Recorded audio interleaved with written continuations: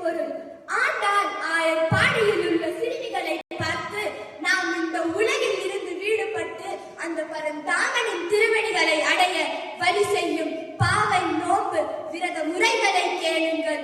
உணவில் நெய் சேர்க்கவோ பால் அருந்தவோ கூடாது. சூரிய உதயத்திற்கு முன்பே நீராடிட வேண்டும்.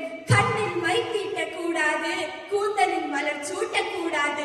தீய செயல்களை மனதால் நினைப்பதையும் தீய சொற்களை பேசுவதையும் தவிர்க்க வேண்டும்.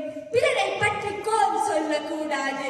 ஏழைகளுக்கும் பக்தர்களுக்கும் போதுமான அளவில் தர்மம் செய்ய வேண்டும். இதுவே ஆண்டாள் நமக்கு கொடுக்கும் பரந்தாமனை அடையும் புனித பாதையாகும். எனக்கு பயிற்சி அளித்த துர்காதேவி தமிழம்மாவுக்கு நன்றி.